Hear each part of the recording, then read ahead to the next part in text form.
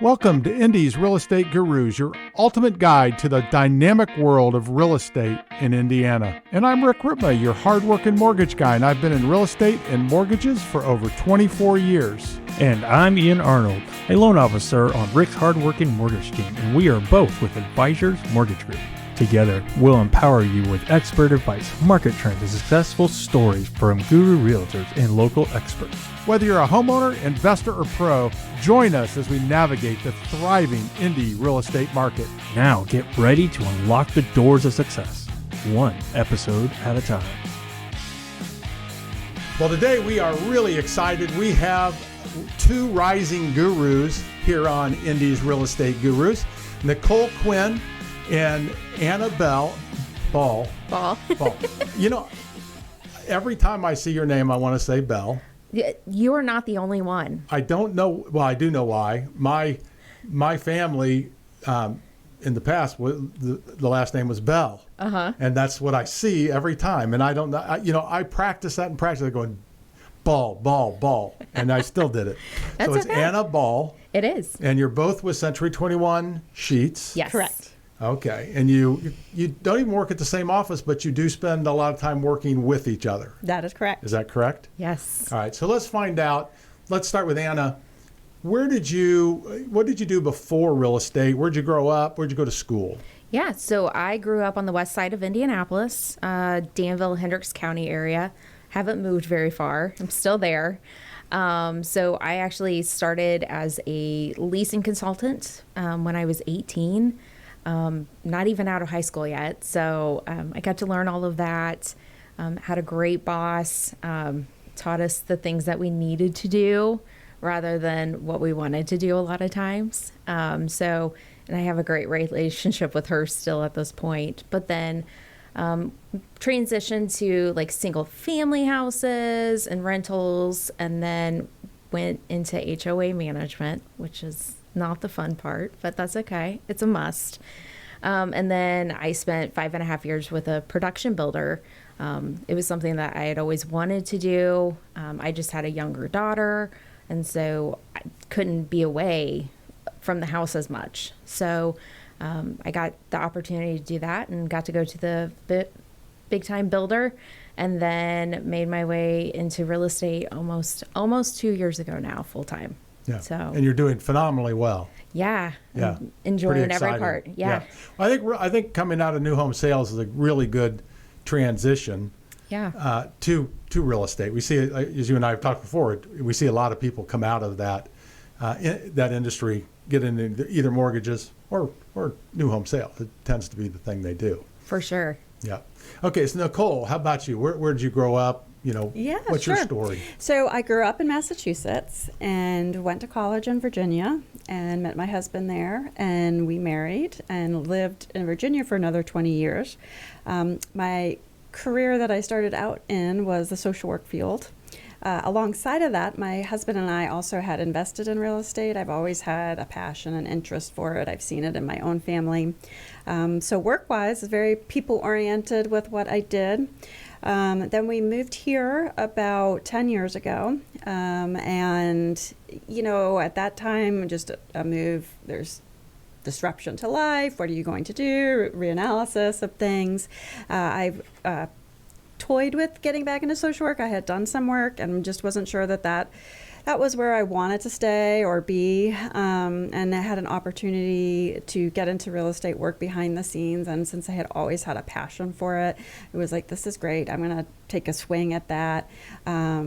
And the agent that hired me to do some work for her at the same time knew I was interested in getting my license. So that was my springboard to getting into real estate. That was 2019. Learned a lot about the business, and 2020 had my license and was just ready to go. What's always interesting to me is, so you moved here. Correct. Right, from Virginia. Mm-hmm. So you had no sphere of influence here in Indiana. Correct. How did you get going? Because this is not an easy business to get going in. What did you do? What was your process to get your business off the ground? A great question. So, yeah, I had been here for a few years, but I wouldn't say I had, extensive roots established. So, I think a big piece for me, like I just love an open house. That is just a great way to meet people. And just networking. I am very much a work by referral person. What's the value that I offer? I feel like naturally I've always been a connector of people anyway. Even with friends, it's like, oh, Nicole, who do you know that could do this? So that work by referral process is a great thing. And so just, purposely making connections with people that are positive for everyone, and just a natural grassroots type of atmosphere. And then, like I said, where I love an open house, there is that one-on-one connection and having something of value to offer the people that come through. And then that work by referral attitude, as you're growing your client base, goes into that as well, because I will ask for referrals, but I offer them willingly. It's like, how can I help you as well? So that's a big piece of it for me. Okay. And on the open house, I want to ask, because I have my personal trainer is a new real estate agent also, and he's working on that, and he's doing a lot of open houses, and he's struggling with open houses, and he's struggling with people coming in, and everybody's either already got somebody or they just aren't interested. Somebody gave him a fake number, phone numbers, that kind of thing. Yes. How do you do an open house? And this could be a question for either of you, because you came out of new home sales, so you probably understand open houses too. What would you suggest to him? Well, my suggestion, I have a mental attitude that, yes, there are going to be people who come through with someone, or they're just looking, they're not too established. So I first set out with a mindset, I'll probably get 30 or 40 no's before I get a yes. So that took knowledge that it's okay to get a no. And then it's what do I present as value? Do we have a connection on a personal level? Those are the folks that are more likely to call you back. But when I say call you back, that's because I've initiated a contact with them multiple times. So it's staying with some grit of texting, calling, coming at it from a perspective of, I'm helping you, I have something to offer, you're too busy to get back to me until they tell you otherwise. And then if they tell me they're not interested, and I go along. Yeah, that makes total sense. Yeah. Go ahead. No, I was just going to add, coming out of new home sales, every day is an open house. Right. Exactly. And so just being a chameleon to be able to figure out who's walking through that door within the first 5 minutes is a huge part of that process. So, yeah. So you got into real estate, came in right out of new home sales. Mm-hmm. How did you get going? What did you do? What was your process to get your business going? I was very fortunate and had a really successful time in new home sales. So I actually sent out postcards to all the neighborhoods that I sold in previously, letting them know that I had made that switch. I was with Century 21 Sheetz, and I'm still getting referrals from that process by doing that. So wow. Yeah. And was it just one postcard, or did you do a campaign? So at the first it was just one postcard, and I think from that I got 2 referrals, but then have continuously sent postcards. So I'm a huge person for mailers. So, Okay. But that's one of my marketing strategies. Yeah. Well, you got to stay in front of people. Yes. Right? That you just have to. So I want to, Nicole, when you did social work, Correct. what have you seen? How have you seen that translate into a benefit to your clients in real estate? It has been immensely beneficial. The feedback that I get from my clients after everything is closed is there is a level of patience, consideration, and that is just that skill set that I learned through social work. I am walking them through a process, but ultimately it's their decisions to make. So I'm setting forth, this is what's happened, here are the choices of how to handle it, I'll follow your instructions, and just being very level about it. And, a complimentary too as well. Like, I'm very thankful for my clients and appreciate their attitude. I work with some really wonderful people, and so people appreciate hearing that, and they appreciate that level of attention and care. Yeah, and you coming out of social work and being able to work with a client, you know, one of the things I really like what you said, because it's exactly what I do, is, of course, we always like what people do, what we, you know, are doing the same thing, is I believe I don't tell people what to do. Exactly. I educate them. Exactly. Give them all the information, and they can make their choice. Exactly. Exactly. And that's, I think, the only way they're actually going to be satisfied is if they're able to make a choice based on having all the right information, so they can make that choice for them. Correct. And that's what you do, it sounds like. That's what I do, and calmly too, because, you know, it is anxiety provoking for a buyer or seller. This is a big expenditure for them. You know, I think of myself when I have been on the buy or sell side. I was nervous and anxious, you know, because you want everything to go smoothly. So I respect that they're feeling some emotions, and I do my best to stay calm, present them the options, and let them make the best decision for themselves. Yeah. And so, Anna, when coming out of new home sales, plus you did rental real estate, right? Yeah. And then you also did worked in homeowners associations, which is that's all huge. People don't understand maybe how valuable that can be, having that knowledge. Yeah. So you work in new home sales, and you have all this knowledge of these other two that you also did. How do you see that benefiting real estate and specifically your clientele? Well, my focus for my business is definitely new home sales and helping my clients through that process. Because what that looks like to me is I'm able to be that middleman. I'll be their advocate for sure when it comes time, but I know how to speak the language to all of these various individuals or companies that need to be talked to. So like the person sitting in the model home, I'm able to say, well, this is what's happening, all of that, or find within the HOA documents really quickly, like yes or no, you can have this or you can't have that. So those are huge beneficial things, I think, being able to bring to the table, and knowing the construction side, like this is where we're at in the process. This is how long it's going to take for this, or just being able to walk through and share with them a vision of what this house is going to look like before it's even framed, or when it's just got framed. So being able to be that insightful person there. Yeah, it's amazing how different a house is when it's done than when it's under construction. Absolutely. Especially, I had a guy, the foundation went in and he called me, I had to go over on a Sunday night. Yes. And he swore it was the wrong foundation. I'm like, no, this is the right one, but it looks so much smaller. Well, yes, it does. And it was the right one, you know, but and it helps to have somebody who knows, who can then calm them, right?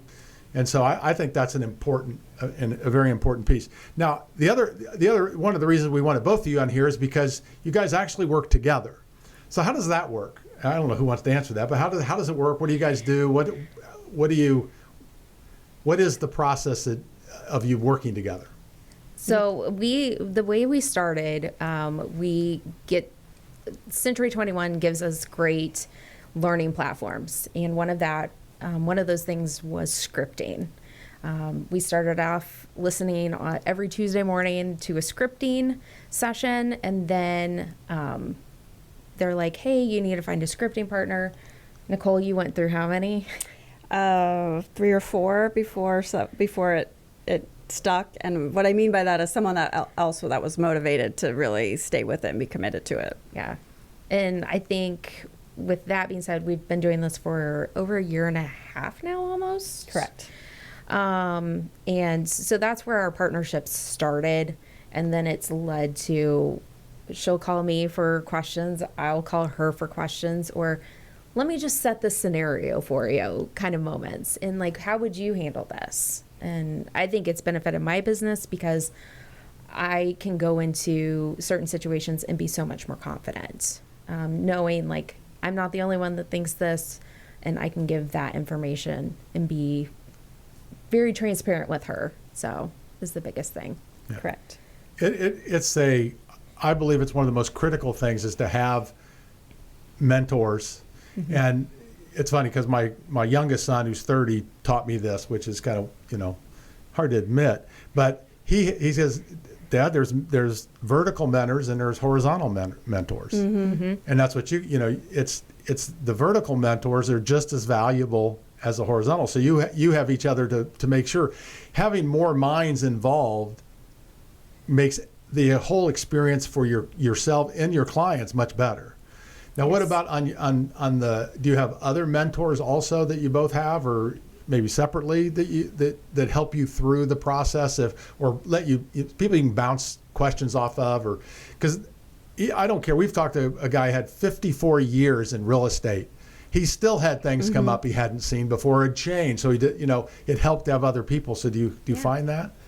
We do. We actually have a coach that we share together. So we do coaching calls. So we have that coach that we're able to go to as well. And then I think outside of just the two of us, we do have others. Like my office is super collaborative, and so that's really opened up a lot of doors. I feel like anymore I'm becoming the mentor instead of the mentee, but I still have those people that I look up to and go to as well. Yes, I would agree. I would say our firm in general is a very supportive, collaborative firm, and we have staff and our office managers that we can go to, and we have other realtors that we can go to for that mentorship in that way, which just makes us all better people. And I would also like to add, I feel like something else Anna and I do for each other is it is a little bit of cheerleaders for each other as well, of you've got this, you can do this, just staying positive, upbeat. I think that's important, and accountability and holding each other accountable for things too. That's a big piece right there, accountability. Yes. Yeah. And being able to call each other out, like, have you done this yet? No. Yes. We're very nice about it, but we're so, have you done that? No, I haven't done it. So. Yeah. But I'll bet you there's times when you do it only because you know they're going to ask, and you'd rather not. But it's like when I would work out, if I didn't have somebody, at least at the start, like when I first started working out, somebody I was meeting, I just wouldn't go. Yep. Right. But when I had somebody I was meeting, I couldn't leave them in the lurch, and they'd get there and I'm not there. I had people do that to me, but I would never do that to somebody. Right. So I showed up. And it's why one of the reasons I have a trainer, for the same reason. I think it makes total sense. I think one of the things about society today, and I think it's not my generation, I don't think my generation did it, is I think these coaches are extremely valuable. I've hired a coach, and I think it's one of the best things I've ever done. They just help keep you focused on what you're supposed to do. Even though you might know, you don't always do it because you forget. Yeah. Well, it's human nature to not want to do the things you don't like to do. Right. So it pushes you to that accountability level of, okay, I know I don't want to do it, but I have to do it. This is what will make me better. Yep. Yeah. And those are the first things I do. If I don't want to do them, I try to do them first. Exactly. Get them out of the way. So I guess, is it Ann or Anna? Anna. Okay. I just want to make sure. I thought, good. I might be calling the wrong name. What if somebody want to get a hold of you? What's the best way to get a hold of you? Definitely text at 262-765-9200, and that's 262-765-9200. And how about Nicole? How about you? Yes. So for me, it would be text or call, and it's 540-588-5686, and then my website and all of my social media is Nicole Sells Properties. So Nicole Sells Properties. Nicole Sells Properties, and then the cell is 540-588-5686. Okay. What was that again? 540. That's lots of fives and eights. 540-588-5686. Okay. All right. I don't have it, but that's good. And to get a hold of me and or I, go to hardworkingmortgageguys.com. That's hardworkingmortgageguys.com. You can contact us from there, or you can give us a call at 317-672-1938. That's 317-672-1938, and that does not accept text. So if you want to text us, go to our website, and you can get our text information right there. So I always like to find out what your superpower or superpowers are. So I'll start with Nicole. What would you say your superpower or superpowers are? Sure. Well, so interestingly enough, in our coaching, we haven't been dealing with this question directly, but we've been answering these questions indirectly. And so for me, I would say I'm like the ringleader. I've got it. I'm 2 steps ahead of everything, and that is what keeps everything moving. That's what keeps people at ease. Just that presence to be like, I need to be thinking of this next thing so that we don't have a bump in the road that we have to deal with. It's a preparedness. And that's what keeps deals closing on time and keeps just people happier in the end with it, happier with the whole transaction itself. Yeah, absolutely. Mm-hmm. Yeah, it's extremely important. Yes. Yeah. How about Anna? What would you say yours are? My superpower, so, I mean, I really try to dive in and listen to what somebody is using their home for, what that looks like, what rooms do they need, what rooms don't they need, and all of that. So in the end, I come out and be a home matchmaker. Like, my goal is to lessen the amount of time of homes that you're looking at, and then being able to show you the home that you've kind of told me that you're wanting and presenting that home to you. So, and Sounds just like a new home salesperson. I know. You know all the floor plans, know exactly which home to put somebody in after they've talked to you a little bit, and Right. So Yeah. that's where that picked up from. Yeah, it's what home to show them, because you know what home's going to resonate with them because it fits their needs, right? Yes. Yeah, and I think that's an important skill. Oh, it's Saving huge. time is huge. Yes. I think that's a big deal. Yeah. So what would you say is your favorite part of the job so far? My favorite part of the job is definitely when somebody gets to bring their family to that new home or to their home that they have found, and it's theirs. And that pride that they bring out in that process, I mean, it's like no other.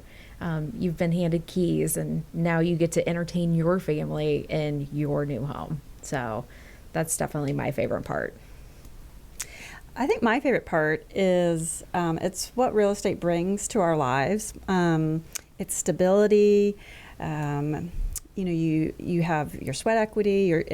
It's something you can leverage. All of those benefits that real estate brings. I love seeing that happen for people, whether it's their first time home or whether they're further along in the process and they've grown equity and they're growing wealth through the home. Seeing that come to fruition is my favorite part.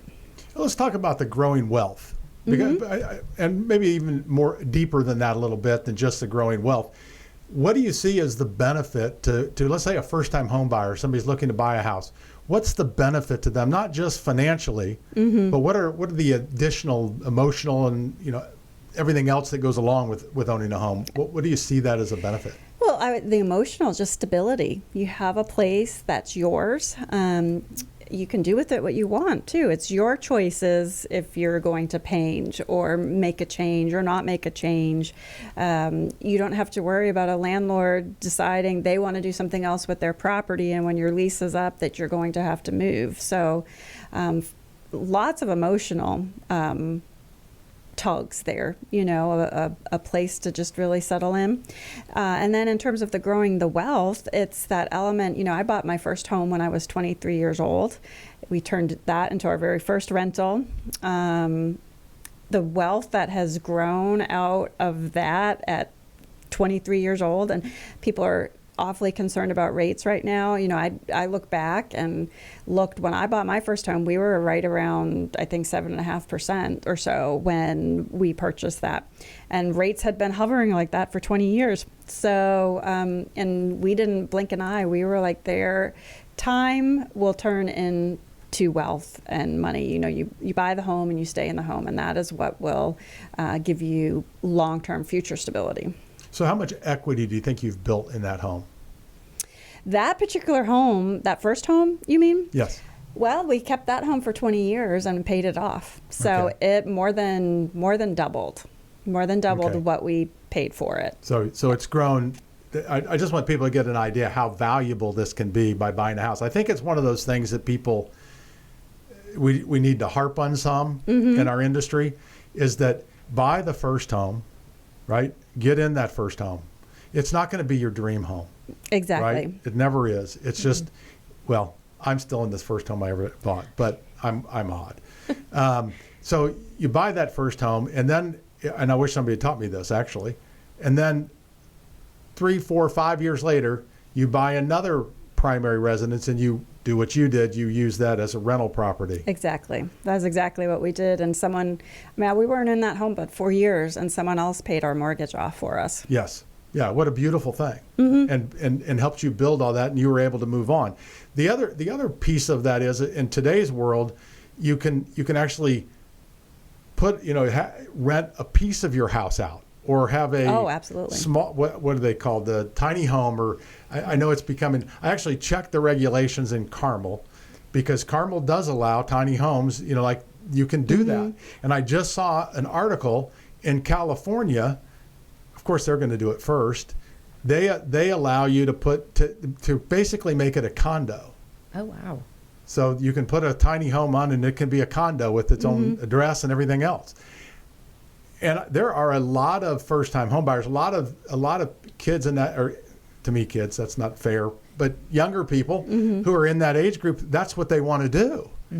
So it seems like a great option for people.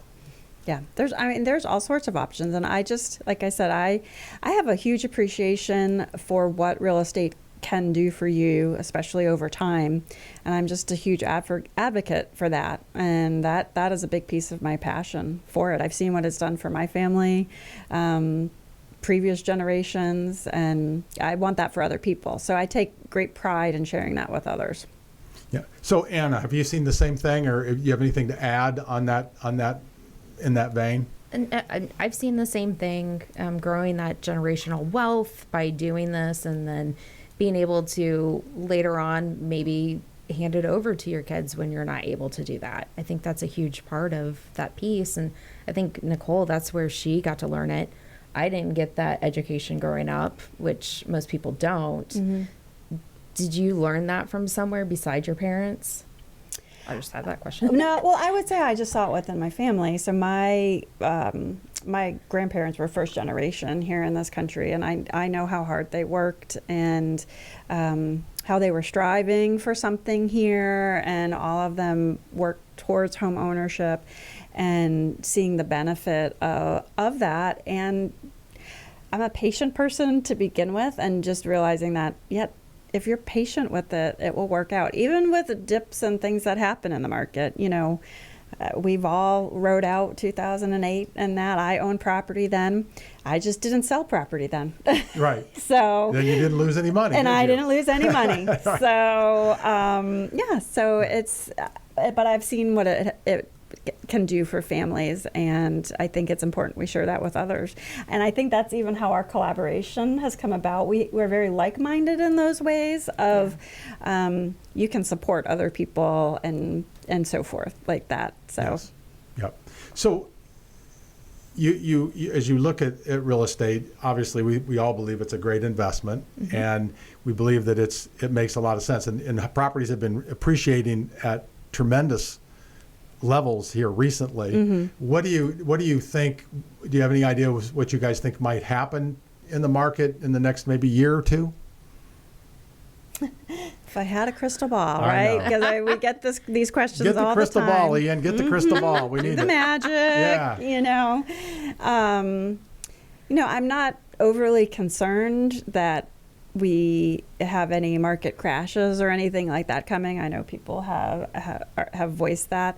That's not a concern of mine. I definitely see potential for things to start settling in, but just only time will tell. Yeah, honestly. It's not very likely we're going to have a crash of the market when you have no inventory. Exactly, and that is people's fears. I don't know what Anna would say, but I feel like I hear that a lot, and because they're reliving 15 years ago in their head. And I agree, we're just very, very low inventory, and that we need that to be better. Yeah, if you look at the statistics, the difference between 2008 and 2023 is there's no similarities, really. Correct. There are none. Correct. Homes, we had way too many homes on the market. We had like 4 million homes on the market compared to less than 1 million homes on the market. In that time frame, we've had 10 million families created in the U.S. And back then, people, one similarity might be is that they feel like the houses were going up in value, but they were at that time going up in value until it I used to teach a class and we called it the greatest fool. Mm-hmm. That's what it is in economics. Is the greatest fool is the one who paid the highest price. We don't see any of those things today. The market, there's just so little chance that that's going to happen. The amount of foreclosures back then was tremendous. The amount of foreclosures today, totally different. So it is a huge difference in the market. Another question: since you didn't know each other, but you both picked Century 21 Sheetz. Uh-huh. Okay. So Anna, why did you pick Century 21 Sheetz? I came over to Century 21 Sheetz. There was a partnership at the time with the builder I worked with, so they were very relevant in my everyday business. And the agents that I got to interact with were phenomenal, and I wanted to be like them. And it made sense to do that. And then the amount of education that is poured into new agents coming into Century 21 Sheetz, from going to our launch classes to learn how to be a good real estate agent off the bat, was a huge portion of why I made that switch. I could have went to a small boutique agent brokerage, and it just was not what I needed. So it was my biggest reasons. Mm-hmm. How about you, Nicole? What were your reasons for picking Century 21 Sheetz? I would agree with Anna of all the complimentary things she has said. I feel like the support system there is outstanding. The core values that are there, they align with mine, how we treat others, and respect of one another. So probably for me, just the support system is the biggest thing, the level of training, making sure that we are representing the industry well, and I appreciate that. So, yeah. And they've been around a long time. They have been around a long time. I know when I sold new homes back in the 90s, early 90s, okay, right after the 80s. I mean, Mick Sheetz would come in all the time, and they've always had a good reputation. Yes, Mm-hmm. Exactly. They've always been a top quality company. So you did a good job picking it, and obviously it's working out well for you. Exactly. Both. So what is the best way if somebody says, I want to call her, I want to sell my home or list my home or buy a home, what's the best way to get a hold of you? Call or text. Then that would be 540-588-5686. Yeah. And what was that again? Well, once again, that would be 540-588-5686. I'm kind of doing that because it's not 317. It is not 317. Right. That is that Virginia landing spot I had. And so I appreciate that. And I did have a moment of thinking, should I change my number? And eventually chose not to. I think we're getting Doesn't used matter. to. I know we're getting used to the fact that we don't want to give up our numbers, because then any extension of your life, you have to let everyone know. Yes. So Yeah. but it also lets people know I can relate to a move, because I have had to do a move that was not close by and had to reestablish myself, and I'm working with people like that all the time. So yeah. On that note, my brother, he lives in Cleveland, so Mm-hmm. they moved from here to Cleveland. He said the hardest move they've ever made was they bought the home right across the street. And he said it's because you think, it's just right across the street. It's no big deal. I think it was the house right behind him. Mm-hmm. But to carry everything over there, and he said it was terrible. It was much worse than having moving across the country a little bit. that is much worse. Yeah. Well, you probably think, this will be so easy. It's right there, and then you're like, how many more things do we have to carry over? Yes, exactly. Yeah. And Anna, how about you? What's the best way for somebody to get a hold of you if they have any real estate needs? Yep, it's 262-765-9200. And it's 262-765-9200. Okay, so neither one of you have 317. Now, No. I know why she doesn't. Yours is 262. So why is that? So it's Milwaukee's suburb. Okay. My husband had a job transfer for a total of 4 whole months in the middle of winter in Milwaukee. So, And that's when you got your phone. and that's when I got my phone, and I've had it for almost 13 years now. Almost, no, about 10 years now. So I haven't changed it. Yeah. Well, my wife's from Racine. Oh, okay. So, yeah, and her whole family's from Milwaukee, most of them. The Brat Stop. Sorry. The what? The Brat Stop right Oh, there in yeah. Racine. Yeah, no, it's terrible. It's terrible. And to get a hold of Ian or I, go to hardworkingmortgageguys.com. That's hardworkingmortgageguys.com, or you can give us a call at 317-672-1938. That's 317-672-1938. And we'd be more than happy to talk with you. Want to move on to Ian's favorite question. Okay. Okay. So, what would you say your most interesting client or transaction has been? Oh, well, they all have their own level of interesting. Most recently, I would say I have had a transaction. They moved here from South Africa. So what was interesting about that was learning about the build process in South Africa and how different the homes are. So that was just very fascinating because the questions the husband would ask had a lot to do with structure and things like that. And I just became very curious. I was like, well, what happens in South Africa? How do they do that there? What is this like? So that was one I got to learn plenty about South Africa and their home builds. It is amazing in other countries. We had a agent on, and she was from one of the South American countries. And she said it's totally different here. There, you might build your house on stilts over the river. And then Yes. one day you come back and it's gone because the river washed it away. Yes. And she goes, it's just completely different than what we have here. Exactly. So there they build with cinder blocks, and it's not framed, and the drywall. And he said, if you had a drywall house, people would be like, I'm not buying that. I don't want that. And then he said, if I had to hang something, I had to get this major heavy equipment out here, and now I'm afraid would I hit wires, things like that. So it's just interesting to learn about a completely different process, and then also trying to be forward thinking about, okay, this process is so different for them. What are their questions going to be? What should I be trying to think to point out to them, because everything is so different, so that they realize, no, that is the norm here, even though it's different than what you're used to. Yeah. And there are obviously so different that there's going to be... There were lots of things that were different, But and sometimes different for a good reason. Oh, yes. Our climate's different. We have different materials available, that type of thing. Well, and he also was in the process of selling a home there. So their process is much slower than ours. So to talk about that and, try to set forth reasonable expectations for both sides of what was happening, what he was dealing with back home that I didn't have anything, to do with, but so that I was aware of what was happening. And same thing here, we'll be moving much faster. Yeah. So. Yeah. We had one, they said that, I think it was the same lady really in South America. She said they don't have financing for houses. Mm-hmm. So you have to save your money up and pay cash. Mm-hmm. Yeah. That's what you do. Yep. And so that slows it down. Yes.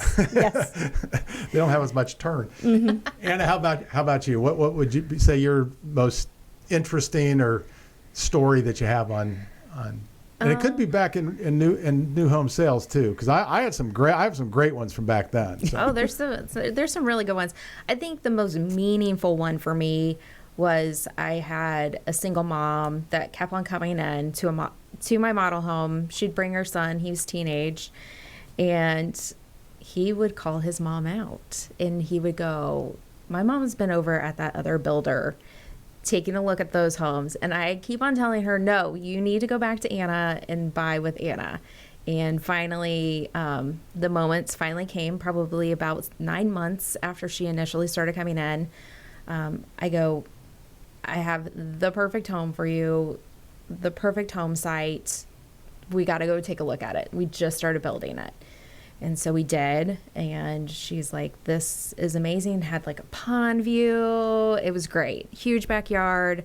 So that was probably my most memorable and most satisfying sale so far, or transaction. Yeah. So it's just amazing that there's so many great stories around that. I'm going to get into another great story. This is our question of the week. So let's start with Nicole. What was your first car? The first car that I purchased for myself was this bright lime green Mitsubishi Mirage, little sporty thing. No one else had that color. I think there was maybe one or two else on the planet. It seemed like I don't know how I ended up with that. You couldn't miss me. Yeah, super fun to ride around in and jet around, and everyone knew it was me pulling in. Yeah. How long did you have that? That I probably had about 5 or 6 years, I think. Okay. If it came up and you found one, would you buy it again? I don't know that I'd buy that again, but I might buy lime green again. Okay. Yeah. So you like the color a lot. I like that color. Yeah. Yeah, it was, you couldn't miss it. That's not all bad. It's not. Nobody ever hit you. Exactly. Exactly. That's a good thing. How about you, Anna? What was your first car? My first car that I drove was a 2001 Ford Ranger extended cab. Oh, that's a Yes. good one. It served its benefit. Transmission, that was iffy. So what happened with that car? Transmission went out. It went out? Yeah, it's a Ford. So Yeah. When you were driving or no, just over time. Oh, okay. Yeah. So, Okay. But yeah. and did you pass it along to anybody or I think we traded it in. traded it in? Yeah. Yeah. I just love cars, and so I like to hear the stories, and it's so interesting. Like both you guys had good cars to start with. Mm-hmm. Of course, yours was one you bought yourself, which was a really good car to buy yourself. Mm-hmm. But it's always interesting because of the different stories that come up with how that what happens with their cars. What is something? Well, actually, I'm going to change the question. What happens when you guys talk and all that? So, which one of you has the most influence on the other, or is it pretty fair when a question comes up and what should we do here, or is there nothing like that? Nicole is the question. Like, she is full of questions all the time, and I love it. And I think I give more answers than ask questions for the most part. But I think equally, I think we rub off on one another equally as much. I agree. Yeah. I agree. Because we value and respect each other's opinion, and we appreciate the prodding that does happen. We're actually looking for it, the accountability. And we also, I think we have a similar value set. So that's why we're comfortable where we can say the things to each other. But I mean, quite often, we have scheduled calls, but then if something really crazy is happening, it's like, okay, I'm going to check with the work wife here. I wonder what she's going to say. I want her opinion on this. So how often do you guys have planned talks? How often do you plan to talk? We get up in the mornings and we talk pretty much every day at 7:30 Monday through Friday. Okay. So we start our morning off with conversation of what happened the day before, or what do we have going on the next day, or hey, I need to work through talking about the script. What would you suggest, or how does this sound? Getting that feedback. So, yeah. And then just even having the opportunity to practice it as well, so that just being prepared is just so important in life. And you have I don't want to say problem, just an issue you have to deal with, and you want to be able to go through it with compassion, grace, education. All of those things, understanding, and so to make sure that you're doing those things and you're saying it concisely as well. Yeah. When I was managing the real new home sales department, and I made them all. You guys probably who Bob Schultz is, but we did a lot of his training. So I made them every Monday. We had our sales meeting, and we sat in a model home in the basement, and they role played. Mm-hmm. They hated me. But the only way to learn it is to practice it. Mm-hmm. And it's so much better to practice it with somebody who is you're not going to lose a sale because of it. A safe space? Yes, a safe space. So you're not going to mess up. And the thing is, it's all to make yourself better for your client, right? Yes. That's what you're doing. You're improving your abilities to help your client get what they want. Yeah. Oh, well, and to your question earlier about the open house, like we script open houses. You know, when this comes in, we script cold calls, we script listing appointments. Yeah. Then we'll have specific scenarios that we script. Like that was some of my questions this morning. I'm like, I said, I'm understanding this about someone I'm working with, so I need to ask them these questions, you know, and we're going through just to make sure that it sounds, like I said, grace, compassion, kind, and trying to understand, and for me to get the understanding so that I can help my client. Yes. Yeah. Well, I know I've thought things in my head, and when they came out, Can I get it back? they didn't play the way I thought it was going to Yeah, work. exactly, Right? exactly. No, that was a mistake. Yeah. So what's something we'll go to Anna, you're incredibly proud of in your business? I'm incredibly proud to be able to get referrals back from the clients that I've worked with. I just helped my ex-husband close on his new home and his girlfriend. So being able to have those relationships and being able to get that referral through the process, to me, is the greatest part of my business. And being an entrepreneur and having my own business, that's our greatest asset, to have those people that believe in you and would want somebody else to be a part of your business. So Yeah. that would Yeah, be well, mine. and Anna's mentioned this with her background. I mean, she has such a knowledge base. So she's bringing so much to the table for, you know, the folks that she's working with. So. Yeah. Thank you. How about you? Is there anything that you're really proud of? Really proud of, you know, for me, I think it's I'm enjoying growing a business and that personal growth and development, and just continuing to get better at something. I definitely strive for greatness, and that's why I think our relationship works well, because we both are striving for that, and it's how can we help and support each other. But the product or the outcome of striving for that greatness is I want to help others with that. I want to use that to benefit others. Right. Yeah. Yep. So do either of you have one more tip or story you'd like to share with the audience? Oh gosh. Just one. Just one? But if you don't, that's fine too. Well, you know, I have one. I would say, you know, when you were talking about that, you know, you had your folks script.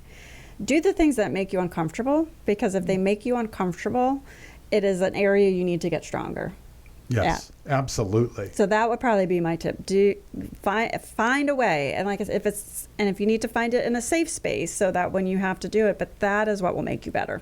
Yes, then you're prepared. You know, some of the scripting is you're answering questions that a customer might have, and it sounds so much better if you can answer the question than if you're, you know, that doesn't sound that good. Exactly. You know, Yeah. or if you don't look confident or you look away, because it does help immensely to have a good script. Yeah. And Well, practice it. even outside scripting, though, what is it? We all have those things that we just don't like doing. So Right. there's probably a reason behind it, and what do you do to get stronger at that? Right. Yeah, exactly. I can tell you, when my first radio show that I ever did, it was horrible. Okay, it was terrible. The second one was terrible. But by like the 50th one, it may not, I thought it was better, but it was so much more comfortable to do because I had done it so often. Exactly. Right? It's the same way with anything you do. You've got to practice. And the first few times you do something, it used to drive me crazy when I had salespeople. You teach them something, and they go and they try it one time, and it doesn't work. That didn't work. And they go, it doesn't work. Yeah, but I heard you. You were terrible.